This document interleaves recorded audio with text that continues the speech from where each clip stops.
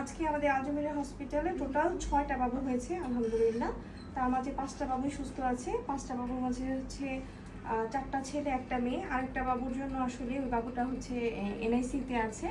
বাবুটা মানে খুবই তাড়াতাড়ি হয়েছে, বাচ্চার মাও অনেক ভালো পুশ করতে পেরেছে, কিন্তু বাচ্চাটা জন্মগতভাবে একটু উইক ছিল, মানে কান্না করেনি।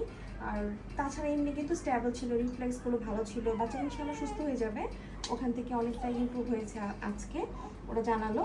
তো যাই হোক, ওই বাবুটা হতে দিলেও হয়নি যে আসলে খারাপ হবে না, বাবুটার জন্য খুব খারাপ লাগছে। সবাই দোয়া করবে যাতে বাবু সুস্থ হয়ে যায়।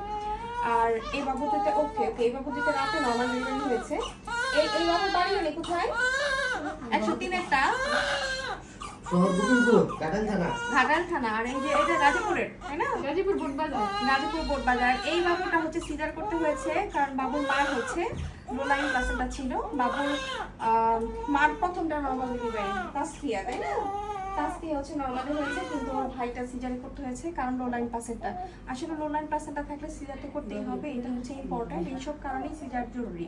10% যদি সিজার করতে হয় তার মাঝে হচ্ছে এটা, কারণ এই ক্ষেত্রে যদি আমি নর্মাল ডেলিভারি ট্রায়াল দিতাম তাহলে মা এবং বাচ্চা দুজনকে নিয়ে সমস্যা হতো। আর 3 নাম্বার সিজার হতে হয়েছে কোনটা? বাবু 202-এর। আচ্ছা, এখানে আরেকটা আছে থার্ড সিজার, ঠিক আছে? ওইটা মা হচ্ছে 3 নাম্বার। বাবু হচ্ছে কান্না করতেছে, অনেক কান্না করতেছে। হ্যাঁ হ্যাঁ, দাঁড়ানো একটু করে দেন। আচ্ছা ঠিক আছে, যে যেখানে আছেন সেখান থেকে নর্মাল ডেলিভারির চেষ্টা করবেন। আসলে আর কিছু বাবু কান্না শুরু করে দিচ্ছে। হ্যাঁ আচ্ছা ঠিক আছে, ওকে, আল্লাহ হাফেজ।